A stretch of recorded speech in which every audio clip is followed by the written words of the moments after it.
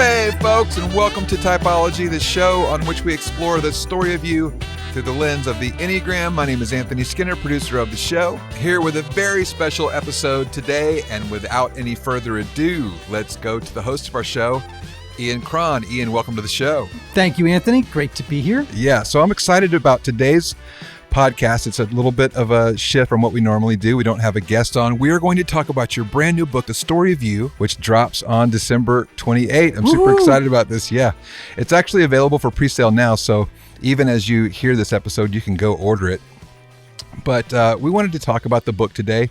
And I have, of course, seen you at work on this book for a number of years, actually, in the evolution process. What was it that caused you to land on this approach? So the title of the book is The Story of You. Yeah. An Enneagram Journey to Becoming Your True Self. Yes. And, the book begins with a story. And it's a story about my first 12-step recovery sponsor. He was a 70-year-old Episcopal priest and a Jungian analyst as well. He was a tremendously interesting, wise person. And one night, at a 12-step meeting, I was asked early in sobriety to share my life story, right, and the journey of my falling into addiction. And I told just the most sorry-ass story you ever heard in your whole life. I mean, oh my gosh. And afterwards, my sponsor, Jack, in the car ride home, he just looked at me at one point and he said, "Ian, do you ever wonder if you're living in the wrong story?" That's like a drop the mic question. Oh, it is totally a drop the mic question. It really threw me back on my heels. And, but I really didn't dive into it until much later in life. But the question haunted me, for a long, long time. What I began to realize, Anthony, is that all human beings live in a story. We think of our lives as a narrative, right? Good, yeah. That's why we ask each other, what's your story? Or tell us your story, right? Or, hey, this is another chapter in my life. Or turn the page. I mean, whatever it is, we think of our lives as a story or a movie that we're in that's unfolding in real time, right? Now, there's a reason for that. As little people, all of us craft a story to make sense of who we are and how the world works. Now, that story really helps us as little people, right? It just makes sense of what's happening to us. But we tend to unconsciously bring that story into adulthood with us. And what helped us as little people now really hurts us as adults. That's so good. And so when I put this together with the Enneagram, what I began to realize is the Enneagram teaches essentially, not that there are just 9 personality types, but there are kind of 9 archetypal stories that people inhabit, right? Are those the only 9 stories? Well, I don't know. All I know is that these 9 stories that people, live in happen or we see so often in the course of our interactions with the world that we should just pay attention to them, right? Yeah. Well, there's also an argument that you make for being limited to 9 types. Talk about that. Well, of course, there are 9 types, but there are an infinite number of expressions of that type. Yeah. Right? So that's why 2 people of the same type can look very, very different from each other, but the unconscious motivation is the same for all of that type. Yeah. Right? So, we are special, but we also are a particular type, right? Yeah. There's a little bit of a tension there. So I love what you said there. We're not talking about just types, but we're talking about 9 different stories. Yeah. So, and also love that you said that we unconsciously carry those into adulthood. Talk a little bit more about that. Yeah. So, what's important to know is that we carry those stories into adulthood with us. And the underlying premise of each of those stories is in direct opposition to the story of divine grace. And that's why I refer to them as broken stories. I love that. Yeah. Right? So let's take ones, for example. So, you know what they're like: meticulous, responsible, conscientious, detail-oriented, right? But they have a broken story which says that they have to perfect themselves, others in the world, in order to win love and a sense of control, this feeling like they can affect the environment, right? Yeah. Well, where does it say, for example, in the Bible or maybe other sources that you have to be perfect, you have to perfect others, you have to perfect the world in order to win love and a sense of mastery and control in the world? Right. It doesn't. It doesn't. Yeah. That's how I know it's a broken story. That's so now, good. How does that type change? Because that's a question people ask me all the time. Yeah. All right, I know the Enneagram, I know about my type, but how do I change? Mm-hmm. Dan McAdams, professor of narrative therapy at Northwestern University, says all transformation is story transformation. You have to change the story you're living in. Mm-hmm. You have to rewrite the underlying premise of your story if you want to experience real life change. If you want to become the healthiest one in the world, the healthiest two in the world, then you have to attack and interrogate the underlying premise of your story and get it straight. You got to get your story straight. Ooh, I love that. Earlier today, we were talking and you said you got to drill down and work against the story and take out the root system. Yes. Yeah. Yeah, Of this old broken story, this broken narrative. Yeah, it's a broken narrative, Mm-hmm. right? People ask me all the time, like, well, do I just stop trying to perfect others? It's like, no, man, uproot the old story and the health of who you are will just emerge on its own. Oh, that's good. If you just get rid of the underlying premise of the story, well, what's left except you? Right. And you get to, the other thing, Anthony, is that this is something that people don't understand. And they look at me like bewildered when I say it to them. I'll say to them, you don't have to stay in this story. Gosh, that's Remember good. when we had Ryan Stevenson on? Yes. I mean, people, if you never heard that podcast, go back and listen to it, because that actually was back around the time I was just beginning to think about writing this book. Right. Yeah. And I remember saying to him, how is that story you're living in as a 4 now that you picked up as a little person that helped you explain who you are to other people? And it is also a way that helps you understand how the world works. How is that story helping you as a 40-year-old? Mm-hmm. It's not, he said, remember? Mm-hmm. No, it tortures me, he said, right? Yeah. And it's like, well, now here's what freaks people out is when I say, you have the freedom, the agency to rewrite that story. Oh, that's you so don't beautiful. have to stay stuck in that story, which is what I think people tend to believe. Yes. Right? It's like, well, this is what happened, and there's no way to get rid of it. I'm just stuck in this old story, this worn out script, right? And it's like, no, that's not true. You can't change what happened to you in the past, right? But you can change the story you tell about what happened to you in the past. That's right. Yeah. Right? And you're not trying to deny the facts of what happened to you in the past. No. But you're not limited to what happened to you in the past. No, I have done this process myself. Mm-hmm. And I can tell you, I've rewritten my story. Mm-hmm. And it is so different from the one I told that night 40 years ago. Wow. With my sponsor, Jack, in the room. Uh-huh. It's so different. The way I perceive the past is completely different. That's powerful. So what if we take each type and let's go through each one and talk about the story that they adopt in childhood and how they can move out into a brand new narrative. Sure. Hey, Anthony. Hey, Ian. What if I told you you could get high quality, ethically sourced, organic, and non-GMO groceries delivered to your door for a lot less than you're paying now? Oh, and help out families in need. Tell me more. Well, let me tell you. That's what I'm doing since I discovered Thrive Market. It's an online, membership-based market on a mission to make healthy living easy and affordable for everyone. With every membership, they donate one membership to a family in need. So far, they've donated $4.5 million in healthy groceries. Wow, that's amazing. And they carefully vet each and every item, so I get the best selection of high-quality pantry essentials and sustainable meat and seafood online without cleaning out my wallet. A few things I love, Anthony, are Jackson's Honest Sweet Potato Chips. Have you ever had those? No, I have not. You're welcome. I also love, this is a fave, Ouroboros Cactus Rose Sparkling Water. Oh, now Ouroboros, I know. I love lavender cucumber. That's delicious. So listen, can your grocery store do that, Anthony? No.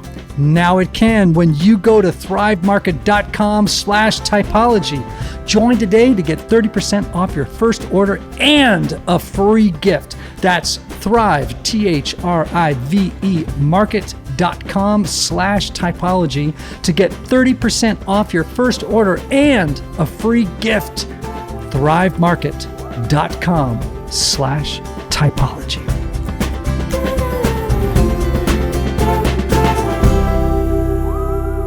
So what if we take each type and let's go through each one and talk about the story that they adopt in childhood and how they can move out into a brand new narrative? Sure. Okay. Well, let's start with 8s as we normally do, right? And So- talk about why we start like that. Well, people- because we teach the Enneagram in triads. Right. Right. So we teach 8-9-1 because they're in the gut or anger triad. Then we teach about 5-6-7, right, which is in the head or the fear triad. And then we talk about 2-3-4, which is in the heart, sometimes known as the shame triad.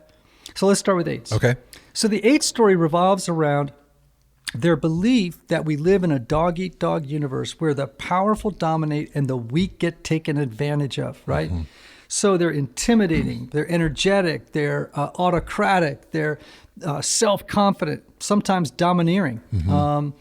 8s assert strength and power over people in the environment to mask vulnerability and weakness from themselves and from others, right? The broken story, do you see what it is? Sure. Right? It's that I have to defend, I have to get strong, I got to power up in order to, protect myself, never to show vulnerability. But where is that said in the story of grace? Mm-hmm. Right. Let me ask you a question. Who's our defender? God. Okay. Yeah. So that's how I know it's a broken story. Yeah. Now, I'm not saying a person who adopts a new story, an 8 who adopts a new story, isn't going to remain a strong, powerful presence in the world. What I am saying is they have to dig out that underlying premise that's false. Right. So they can live in a true story, not a false one. That's good. And you can see how, as a child, how this could have saved the life of someone, saved them as a young person, right? Yeah. Help them get through whatever they were dealing with. Yep. But then in adulthood, that's something that's going to keep you basically ostracized. It's going to push people away from you if that's the way you relate to people. Oh, totally. Yeah. Totally. Okay, let's go to 9s now. Yeah, the Peacemakers. So the Peacemaker story centers around the unconscious belief that the world thinks their presence doesn't matter, right? So therefore, to avoid disconnection and to keep the peace, 9s believe they have to go with the flow, avoid conflict, and merge with the preferences, opinions, and viewpoints of others, right? They're easygoing, they're affable, they're sometimes complacent, right? They don't assert themselves and risk in the process then becoming selfless, right? Not having enough of a self, right? Yeah. Now, listen, does it say anywhere in the Bible, for example, that you shouldn't assert yourself, you shouldn't become yourself, you shouldn't have a defined self? Absolutely right? not. In order to have a sense of mastery and control in the world. No. Right? No. What is this? What does Scripture tell us all the time? Peace, be still. Right? I mean, this story is broken. Now, once the 9 begins to realize that and work with the story, transformation. Yeah, I think it's another great example of, as a child, maybe it was necessary for you to disappear. But thinking about when you're older and you desire connection, it's not going to work for you. It's not going. No. That story's not going to serve you anymore. No, it's going to work against you. It's going to work against undermine you. you. Yeah, yeah. Right? And you don't want that. No. Right? Yeah, love that. Okay, let's go to, what are we at? 1s. 1s. Yeah. We know all about these wonderful people: honest, conscientious, detail-oriented, self-disciplined, morally heroic people, right? The underlying false premise of their story is the belief that the world loves and rewards good people and it judges bad people, right? So if you're trapped in the improver story, you try to gain love and a sense of control by tamping down your anger, meeting your own high internal standards, and you seek to perfect yourself, others, and the world. But where, for example, how do we know that story's broken? Yeah, it's against the story of grace. Yeah. It's completely in opposition to the story of grace. So worked for you as a little person, helped you get your needs met, right? Helped you understand the world, helped you understand your role in the world or what you thought was your role in the world, right? But when you bring that story into adulthood, disaster. Right, yeah. And unless you purposefully go after acknowledging this story, it's not going to get rid of itself, right? Yeah. In fact, I go through a 4-stage process, and we can hit that at the end, right? Okay. About how we can work with our stories. That's good. Right? Yeah. And I love this because, I like how the Enneagram describes our type. I love all the many gifts it has. But one of the things I've struggled with is the whole thing around transformation. Right. How does each type change? And what I'm saying is each type changes when it begins to reject the old story of its type. I love that because even from the early on, you were saying your number is who you're not. Yes. Right. Or let me put it this way. Sometimes when I used to read about integration and disintegration, being healthy in your type and unhealthy in your type, that's helpful. But if you don't take care of the underlying premise of the story of your type, then you're just being healthy in an unhealthy story. That's so good. You know what I mean? Yeah, totally. So what I'm saying is we got to drill down. We got to drill down and look at the underlying premise of that false, broken story, that old narrative, that worn out script that we're reading off of every single day. And then we're going to experience real life change. Oh, that's good. All right. Twos. Twos, giving, supportive, warm, generous. I mean, just amazing human beings, right? They really desperately want to be liked and appreciated. And so when you are stuck in the hapless fiction of the helper, you unconsciously believe that you can't be loved for who you are, but only for what you do for others, right? So then it makes sense that disavowing their own needs and helping others becomes their strategy for gaining love and approval. That story's crazy. It is, yeah. I always think, when I think of the twos and you talk about the story of grace, the truth is we love because we were first loved. Yes. And so if you do not know how to receive love, you really can't be a good lover, right? That's part of the broken story. Yeah. And you see how when you get trapped in a story like that, you tell yourself, this is who I am. This is what I do. This is how the world works. Yeah. That story will undo you. And again, it's such an autopilot. It's a default, right? Yeah. All of our stories have a trance-like quality to them. Yeah. You know what the problem with your story is? What? It's always there. That's good. You know what I'm saying? Yeah. Like, you're always in it. Yeah. So it's like the old fish water trope. Ooh, that's good. Right? Yeah. You don't know. The fish is always asking, well, I've heard about this thing called water. Where is it? Right. It's like, well, you're in it. Yeah. Wow. Okay. Threes. Threes are driven, right? Goal crushing, image conscious, accomplishment focused people, right? Now, their dominant story is based on the mistaken notion that being successful and avoiding failure at all costs is the only pathway to being valued and loved. How does that square with the story of grace? It absolutely doesn't. It doesn't. And how many lives have you seen ruined by unconscious threes running around, pursuing success, pursuing in whatever arena that they are working in? And their whole life becomes consumed in winning love through accomplishment. Now, again, that might have helped you as a little kid to get by, get your needs met, to please the people around you, right? To maintain the love of parents or siblings or coaches or teachers, right? And you might have had the gifts to be a success. And like you just realize, I'm going to run this ball all the way downfield. Right. You bring that into adulthood and you don't recognize this story's got to go. Oof. Yeah. Then, again. Yeah. That disaster looms. Yeah, I love when you say that. The story's got to go. Hey everybody, the holidays are all about coming together with loved ones and taking an active role in creating the magic of the season. From there, new family memories and traditions are established in the moments where you're doing things together, like cutting paper snowflakes, gluing sticky ornaments, or kneading holiday cookie dough with your kids. So this year, KiwiCo wants to invite you and your family to make the holidays a little less packaged and a little more hands-on, all while learning a thing or two along the way.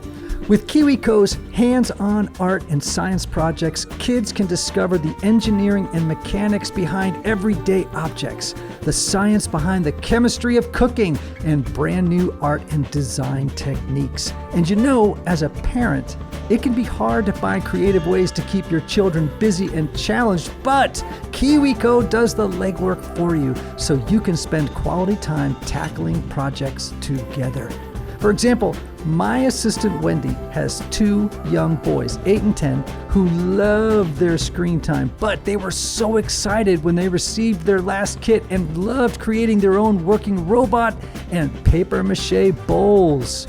The day the box arrives is now their favorite day of the month and can't wait to see what shows up in their mailbox each month. So, this holiday, don't just teach kids how to buy.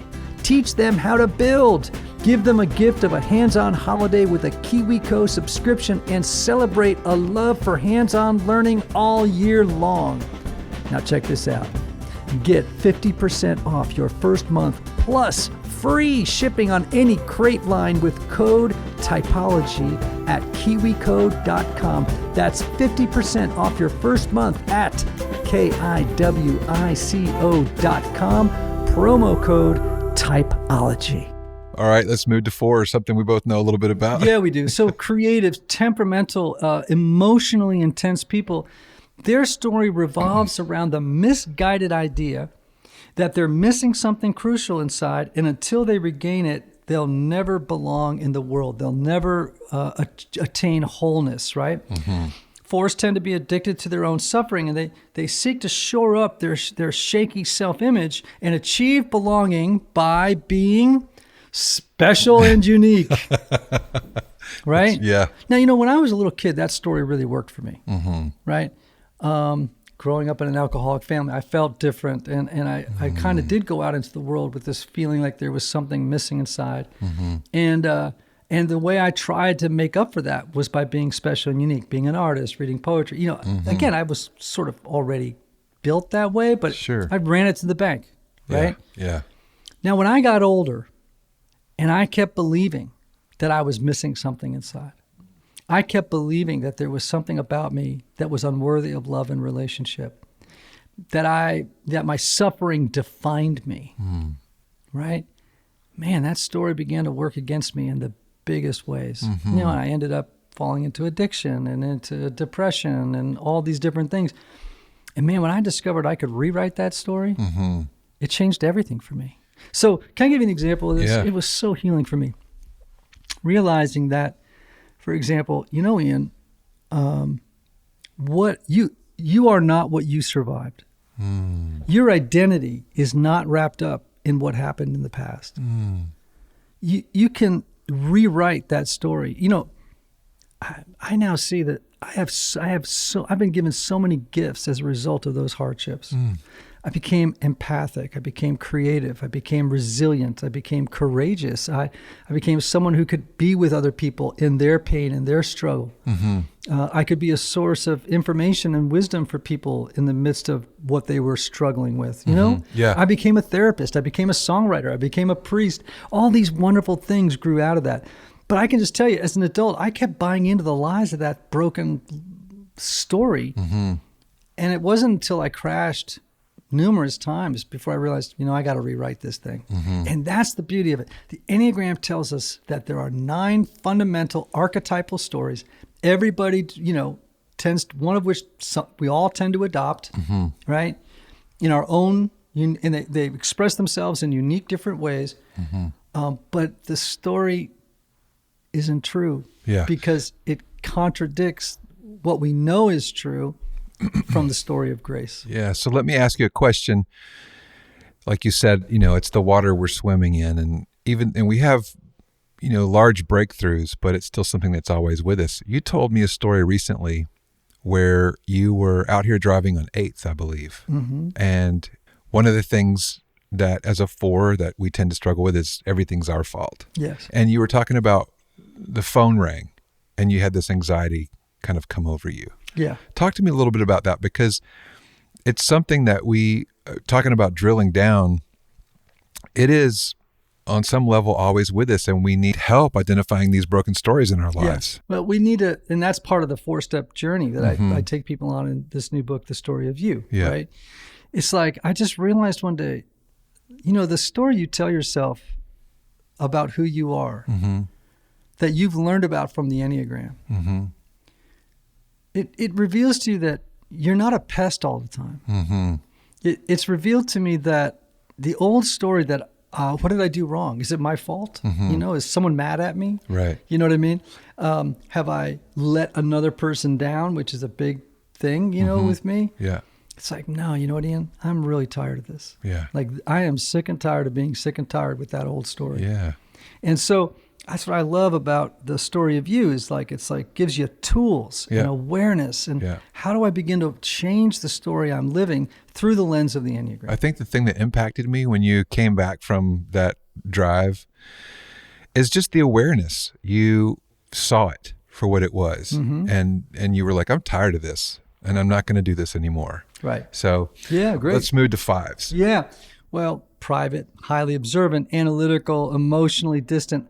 The 5's broken story centers around the idea that the world is intrusive and makes more demands on them than they can meet.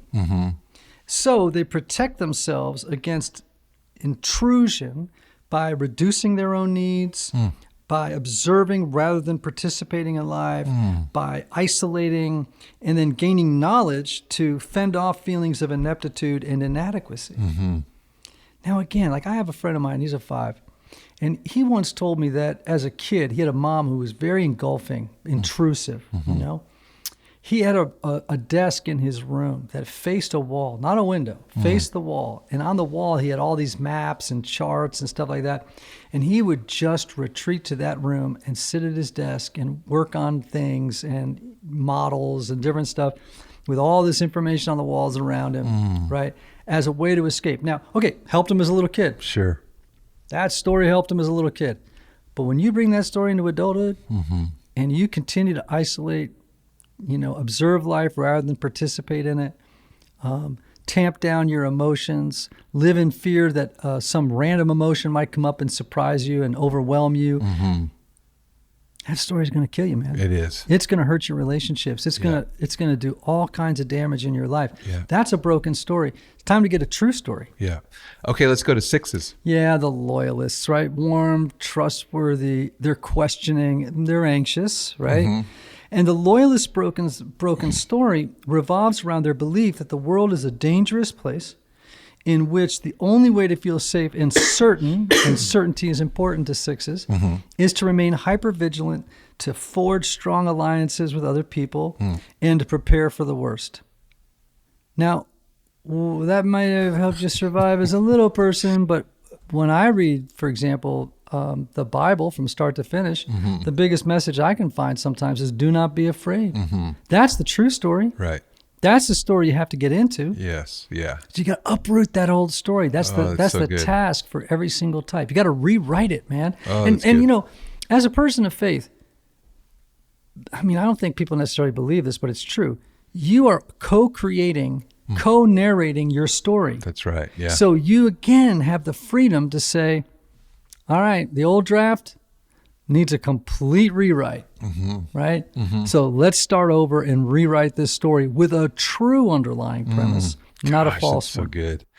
Okay, let's go to 7s and then we'll come around to your 4-step process. Yeah. Okay. So the self-limiting narrative of the 7 arises from this unconscious belief that painful emotions, thoughts, or situations must be avoided at all costs, right? So they're charming, they're intelligent, they're funny, they're adventurous, they're future-focused, they're optimistic, but they're afraid of being trapped in negative feelings from which they can't escape.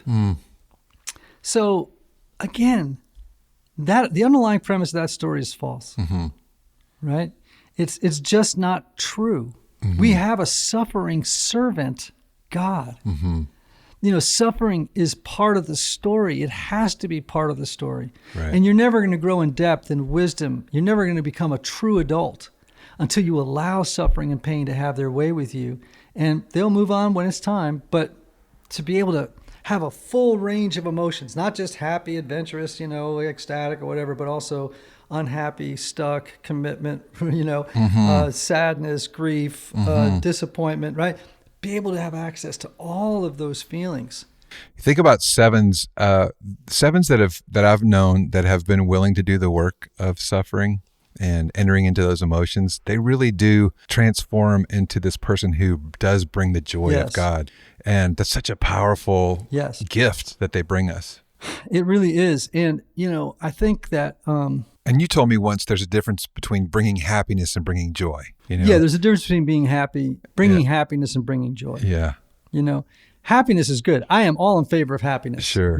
Sometimes I hear, but it's different. Yeah. It's qualitatively different. Yeah. Joy bakes pain and suffering into its calculations. Happiness doesn't. Yeah. And the spirit of joy is always appropriate, right? No matter what season that we find ourselves in, joy brings us strength. Absolutely. Have you ever met someone, by the way, that's optimistic and fun, and that they have a history of pain and suffering? There's just something so beautiful with them. When they bring the joy, it comes with so much more gravity and depth. Yes. And you're like, attraction. Wow, this person is still optimistic. They still have that. And yet, despite all they've been through, man, they have it. Yeah. That zeal for life. And that is a lot better than being with someone who's, been skating ahead of the cracks of suffering their whole life. And you think to yourself, I don't know, this seems like manic happiness to me. It doesn't really feel like it's got depth. Yeah. Hey everybody, one of the lessons I've learned over the years is that not everybody benefits from a traditional 50-minute counseling session. And this is why some people can go to couples therapy or personal counseling for a long time and never really get anywhere. This is why I'm such a believer of intensive counseling and my friends at Restoring the Soul in Colorado, created by my longtime friend Michael Cusick to help couples or individuals experience deep change in half-day blocks over 1 or 2 weeks. Now listen, if you can't wait months or years to get to the bottom of an issue or to experience breakthrough, you need to get in touch with my friend Michael and his extraordinary team of counselors at Restoring the Soul. If you're looking to get out of the rut you're in, but can't wait months or years, call Restoring the Soul today for a free consultation with Michael's staff. Call 303-932-9777 and learn how their intensive counseling process can help you. As a special bonus, just for Typology listeners, make sure to visit www.restoringthesoul.com/typology to download their PDF called 5 Ways Unaddressed Trauma May Be Derailing Your Relationships. Okay, so we're talking about your new book, The Story of You, and we're going to go into your 4-point process to do some transformation work. Yeah, so this is just a quick rundown. I go into depth, obviously, in the book. But the first step is C. By the way, this is the acronym, SOAR, S-O-A-R. Okay. Now, you know that I don't like platitudinal acronyms very much, except I've learned in 12-step communities they work. That they work. I have a bunch from my 12-step world that have really helped me over the years, right? So the first one is C. The author Wendell Berry has this great quote. He says, if you don't know where you're from, you'll have a hard time saying where you're going. And I think that's really true. So the first step in transformation with the Enneagram work and with your story is you have to go back and exhume it, right? You got to go dig it up. And you're going to have to look at the hurtful events and the unchallenged, mistaken beliefs that you've been carrying with you for years and years and years. You're going to look at the internalized messages from childhood that still rule your life today, right? And you're going to have to see them. And we've already given examples of that from my own life, right? And there, by the way, the book has tons and tons of stories from real life people and how they've done this kind of work. Oh, fantastic. So that's one of the ways that, I love the idea of story, helping people to work with their story. That makes some sense, right? So I always tell people that part of the journey is that you got to do some writing on this thing, but you don't have to panic. You don't have to be John Irving, right? But it is important to be able to catalog some of these internalized messages, these false beliefs that keep you stuck in the old story, right? Yeah. You got to be able to look at them. You got to see them. Then you're going to have to own them. That's the O, right? So this, again, is an uncomfortable but healing exercise, right? And the more committed to it you are, the more you're going to get out of it. Okay? So no amount of Enneagram information can lead to real transformation unless you're rigorously honest with yourself about who you are. Okay. So this is going to require an inventory of sorts, right?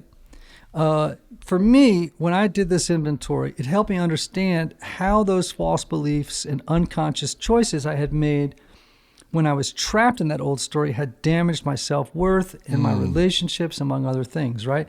So in the own step, let's face it, I had to grieve a little bit the missed opportunities and the ways that this old story had really worked against me in adulthood. So that's owning the story. It's like looking at what does this cost me and what does it cost other people? Because who wants to give up the old story unless you're able to see how much it's not serving you and other people? That's good. Yeah. Right? Yeah. All right. Next step is awaken. Okay. And that is recognizing the effects of our old story in the present moment. So you just gave an example. I'm on 8th Avenue. The phone call comes in. I start to realize I'm afraid that I've disappointed somebody. You know, I'm missing something. There's something missing in me. And that's why I always let people, the old story starts running. Right. And I had this moment of awakening. I am tired of living in that story. And I don't want to go back to that story. Because guess what? 99.9% of the time, that's never been true. That's never been what's on the other end of the phone. Oh, that's good. You know what I'm saying? Yes. So we have to begin to learn how to wake up to situations and triggers that lead us to fall back into the old narrative. Okay. Okay? All right. Last one is rewrite. Okay. Right? SOAR. Now we're on the rewrite phase here, right? And that's where we've now addressed the past, we've looked at the present, and now that makes us ready to look at the future. Okay. Right? All right. So what does a transformed future look like? It might sound passive, but by this point, if you've done SOA, right, you have cleared away so much debris that your new story will begin revealing itself without your having to force it. Oh, it's good. Right? Yeah. Because, you can't, sit down and go, I'm just going to rewrite the story. It's like, no, clear the debris. And guess what? The new you, the transformed you, you've now uprooted the false premise of that old story. I don't have to be perfect. I don't have to perfect others. I don't have to perfect the world. I don't have to be afraid of judgment and blame. I don't have to be afraid of mistakes. I'm talking about a one here, obviously. Right. That's an old story. That story doesn't work for me as an adult. Yeah. I got to rewrite that story. I got to see where it came from. I got to own what it's done. I got to awaken to when the story gets launched, and I got to rewrite it. And really, what the rewrite involves is a task of a lifetime, right? It's not like you just do it and it's done. It's like, no, I'm rewriting the story all the time. Yeah. It's just like you're on 8th Street. Yep. Yeah. Yeah, for sure. So for example, like one of the things I tell people is rename the story. Ooh. Like I would say when I was, here's what I did when I worked with it. I realized that if I was going to name the old story, I would name it The Lost Boy. I felt like a lost boy as an adult. I felt like a little boy in an adult body that was lost. Yeah. You know what I mean? Yeah. Lost boy. Now I renamed the story The Redeemed Man. Ooh. That's it. Just renaming the story. That's has good. been incredibly powerful. I haven't even heard that from you before. Yeah. I mean, that has been an incredibly powerful journey. I know. So like when the Lost Boy story starts to go into operation in my life, I go, Redeemed Man. That's so good. I mean, Redeemed I've heard Man. for quite a while now, Lost Boy, but I've not heard that Redeemed Man. I love that. Yeah. And right? we did that with Ryan Stevenson, right? Yes, Same we did. thing. Yeah. You asked him to name his previous story. Yeah. And we actually, I used that as an example in the book. Okay. Right. All right. So I go actually through Ryan's story and show how that wasn't, Yeah. And there's lots of stuff here in the book. I mean, I have it open before me too. Even through the SOAR that you go through, SOAR, you even break that down even more than what you just did here. So there's so many good things in this book. Well, awesome. Well, thanks for walking us through all 9 types and talking about the story of you and letting us know what motivated you to write this to begin with. I can't wait for it to hit the shelves. That's December 28th. Yeah, I mean, you don't have to wait, too. You right. can You can go ahead and pre-order order the book, The Story of You, an Enneagram Journey to Becoming Your True Self. You can go get it, pre-order it on Amazon right now. Yeah. And you know what? I got to be honest with you and tell you, I feel like we're going to a whole new place. Oh, that's good. I feel like, the thing that brings me so much joy in life is facilitating or accompanying people on their journey of transformation. It's why I became a priest. It's why I became a therapist. It's why I became a spiritual director. I just love the journey of watching people change. I love the journey of telling people about how much God loves them, how beautiful they are. I love contradicting the messages that many people heard in church about, I'm broken, I'm a sin. You're not. Okay, well, broken doesn't mean bad. Yeah, that's right. It just means broken. That's a big difference right there, man. That's and like so that's that's worth the price of admission. Well, no, right but there. that's my passion in life. That's beautiful. And a lot of that passion, tons of that passion, are in this book, The Story of You. Yeah. Because to me, this is what it's all about, man. You got to expose and uproot the false, broken story. Yeah. So that you can live into a new one. And that's what this book helps people do and it's all through the lens of the Enneagram. That's wonderful. So tell people where they can go get it now. And they go on Amazon. Come on. And pre-order. Come on. That's that's the best way to pre-order the book. Yeah. But certainly when the book drops on December 28th, they can go to Barnes & Noble, they go to Amazon, they can go to independent booksellers, they can go everywhere in the country and around the world to get a copy of the book. Yeah. Awesome. Well, why don't you sign off? Oh, yeah. Hey, folks, may you have love, may you have joy, may you have peace, may you have healing, may you have rest. Until next time.